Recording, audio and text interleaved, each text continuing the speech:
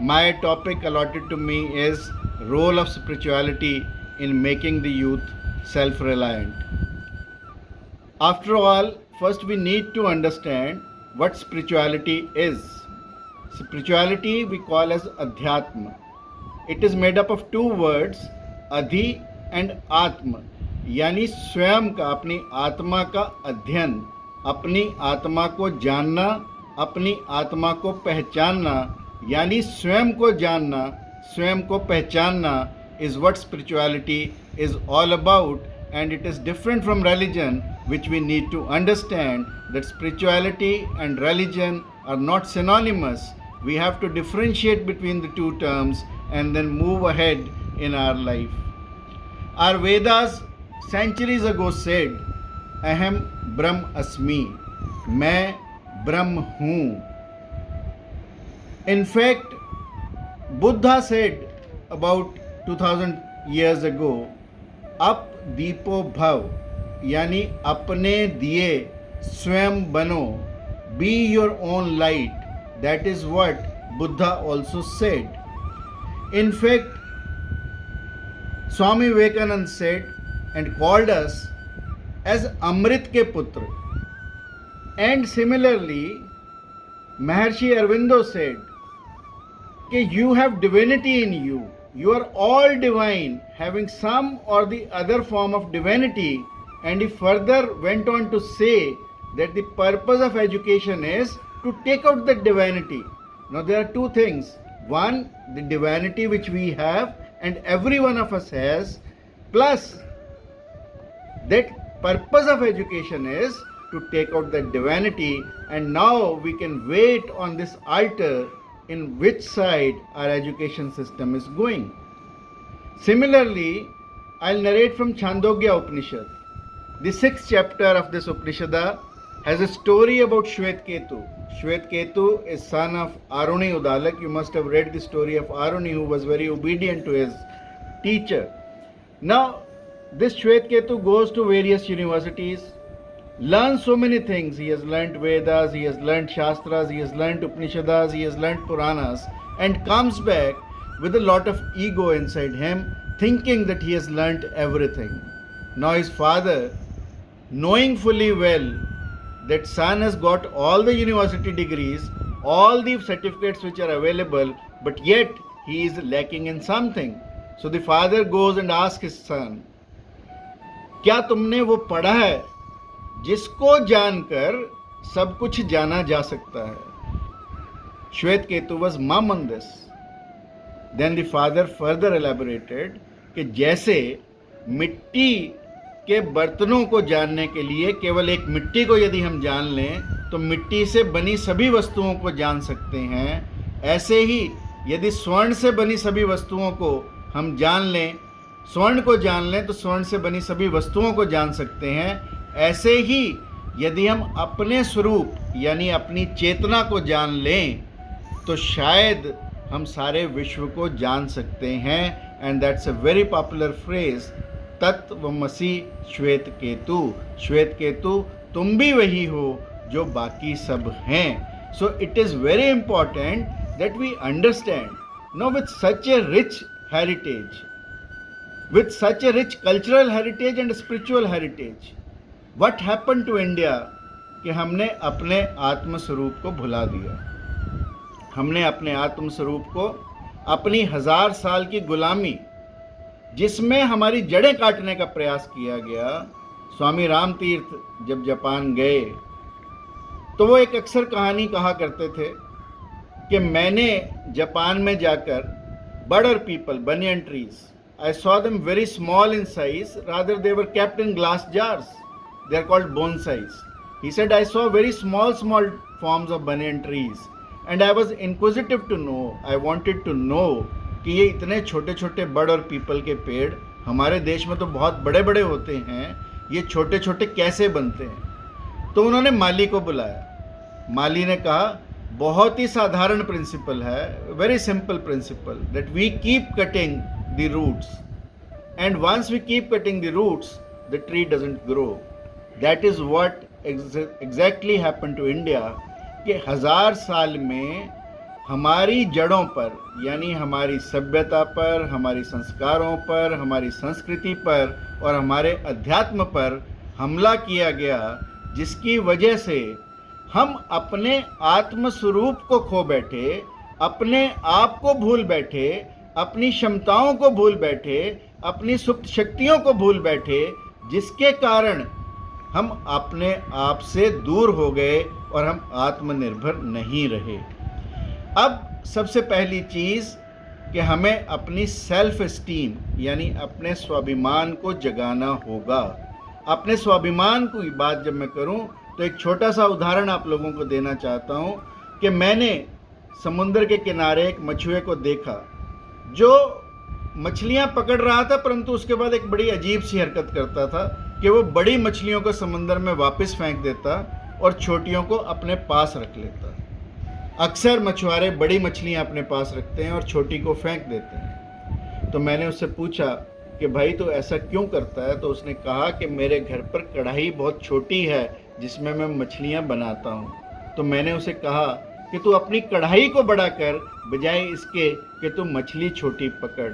तो आज आवश्यकता देश में यूथ को अपनी कढ़ाई को, अपने कॉल्ड्रॉन को बड़ा करने की है, not to catch hold of the small fish, and that is very important to our self-esteem, that we increase the aura of our thinking, the size of our thought process, the size of what we are actually, and that is very important. And all these years in fact have done a conditioning with us. We are in fact conditioned to succeed in life, conditioned to make the life successful, conditioned to achieve the self-realization. But we have been deconditioned, we have been conditioned in such a fashion कि जैसे experiment में आप एक frog को, एक मेंढक को उबलते पानी में डालकर देखो, मेंढक छलांग लगाकर बाहर निकल आएगा। परंतु यदि आप मेंढक को एक नॉर्मल पानी में रखकर उसको गैस पर रखो और धीरे धीरे गैस को तेज़ करो तो पानी धीरे धीरे गर्म होगा, पर मेंढक बाहर छलांग नहीं मारेगा, मेंढक अंदर ही मर जाएगा। Because why did frog die? Because उसने कंडीशनिंग अपनी कर ली पानी के धीरे धीरे गर्म होने में, और अगर गर्म पानी में डालें तो वो छलांग मारकर बाहर निकलता है। That is what has exactly happened to us, that we have been conditioned like this. But COVID-19 situation is like a boiling water situation for us, from where we can take a leap, and that is why probably the Prime Minister of India on 12th May 2020 in his address to the nation laid stress upon the self-reliant India.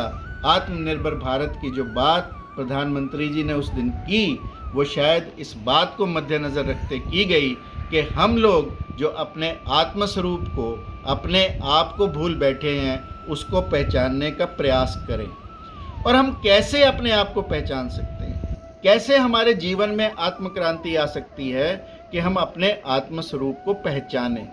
Swami Vivekananda अक्सर एक कहानी कहा करते थे, एक गर्भवती सिंगनी की, एक प्रेग्नेंट लॉयनेस।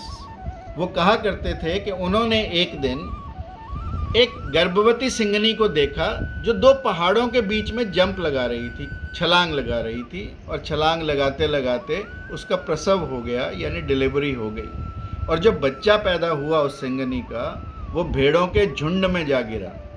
अब वो भेड़ों के झुंड में ही पैदा हुआ, पला, बड़ा, और वहीं उसने खाना सीखा, घास खाने लगा, मिमियाने लगा। सोचो एक शेर का बच्चा जो घास खाए, जो मिमियाए। तो ऐसे ही वो जब बड़ा होता रहा तो एक दिन उसकी निगाह, एक बूढ़े शेर की निगाह उस भेड़ के जो सिंह का बच्चा था परंतु भेड़ों में पल रहा था उस पर पड़ी। अब वो सिंह, बूढ़ा सिंह, उस सिंह शावक रूपी भेड़ के पास भागा और उसको पकड़ने का प्रयास किया। वो जो सिंह का बच्चा भेड़ों में पला था वो भी भागा। अंततः इस शेर ने, बूढ़े शेर ने उस छोटे से बच्चे को पकड़ लिया और उसको पकड़कर गर्दन से एक तालाब के किनारे ले गया, और तालाब की तरफ उसका मुंह करके इस शेर ने बहुत ज़ोर से, बूढ़े शेर ने बहुत ज़ोर से दहाड़ लगाई। और जैसे ही उसने दहाड़ लगाई वो छोटा शेर जो भेड़ों में पला बड़ा था, उसकी भी आवाज़ निकल गई, वो भी दहाड़ा और उसने अपने आप को पहचाना। अब फ़र्क क्या है दोनों सिचुएशंस में? सिर्फ एक बूढ़े शेर ने उस सिंह शावक को जो भेड़ों में पला बड़ा था, उसके आत्म स्वरूप के दर्शन कराए और क्रांति हो गई। और यही अध्यात्म हमारे साथ करता है कि अध्यात्म हमें हमारे आत्म स्वरूप के साथ मिलाता है। Only for making youth self reliant, but also it is very important in making of the youth, that is the buzzword. In fact, if we want to channelize the energies of our youth, spirituality is a must to be a part of the educational curriculum. Because you see, after all, we all are made up of energy. This energy we can utilize for all the destructive things, and this energy we can utilize for all the constructive things also. That is what is called the flow of energy in our body, whether it is going down or it is coming up. Yani adhogati if it is going down and urdhvagati if it is going up. Now it is up to us कि हम उस energy का उपयोग कहाँ पर करते हैं. And spirituality in fact teaches us how to utilize the energy which is there in our body and of which we are made up of, and channelizing the energy of the youth is the call of the day to make them self-reliant. And I personally feel that spirituality can play a major role in making the youth self-reliant, because spirituality in fact corrects our intentions. You see, there is a very popular verse of Bulle Shah. All of those who understand Punjabi can understand it, but I will translate it for you. He says that मक्का गया गल बनदी नहीं भावें 100 नमाज़ां पढ़िए. यानी even if you go to Mecca and offer our prayings, कोई बात नहीं बनती है जीवन में. गंगा गया गल बंदी नहीं भावें 100 डुबके लाइए. गया गया गल बनदी नहीं भावें 100 पिंड भराइए. बुल्ले शाह गल उदों बनदी जदों मैनू अपने मिटाइए. यानी बात तब बनती है जब हम अपनी मैं को मिटाते हैं, और जिस दिन हम अपनी मैं को मिटाते हैं उस दिन हम अपनी आत्मा के दर्शन कर लेते हैं, अपने आत्म स्वरूप के दर्शन कर लेते हैं. और अपने आत्म स्वरूप का दर्शन करना ही अपने अंदर, जैसा मैंने कहा, आत्म क्रांति करने के लिए होता है. आज देश में हालात बड़े विषम हैं. आज सब तरफ से देश अंदर से भी अटैक में है, बाहर से भी अटैक में है. इसलिए मैं यूथ को कहना चाहूँगा कि वतन की कर फिक्र नादां, मुसीबत आने वाली है. कुछ आई हुई है, कुछ आने वाली है. वतन की कर फिक्र नादां, मुसीबत आने वाली है. तेरी बर्बादियों का जिक्र है आसमानों में, न समझोगे तो मिट जाओगे ए हिंदुस्तान वालों, तुम्हारी दास्तां भी न होगी दास्तानों में. That is what I want to say, that we need to understand ourselves. We need to understand, as Professor Kutyala ji rightly put it across, कि हमें अपने देश के बारे में चिंतन करना है, अपने बारे में चिंतन करना है, अपने समाज के बारे में चिंतन करना है, अपने देश के बारे में चिंतन करना है. और भारतीय संस्कृति एक चिंतन की संस्कृति है, एक मनन की संस्कृति है. हम केवल चिंता ना करें, चिंता को छोड़कर चिंतन को अपनाएं. That is the essence of Indian spirituality. Let us all follow the age old wisdom of our saints whom we proudly called seers, जिन्हें हमने दृष्टा कहा, ऋषि कहा. उन लोगों ने जो हमें वाणियाँ दी, चाहे वो गुरु नानक थे, चाहे वो कबीर थे, चाहे वो मीरा थी, चाहे वो दादू थे, चाहे रविदास थे, चाहे वाल्मीकि थे, चाहे तुलसीदास थे. अनेकों संतों ने जो इस देश को विजडम दिया. चाणक्य ने जो इस देश को विजडम दिया, विदुर ने जो इस देश को विजडम दिया. Late us all study and let us all bring it into our life, follow it in our life to make ourselves proud and our country proud. Thank you very much for bringing me on this conference and a very important conclave. I have been more wiser after listening to what Professor Kutyala said, what Professor Inayat said, and what Raj Nehruji said in the beginning. Thank you, all of you. Thank you, Team SVU, and thank you, all the listeners to this conclave.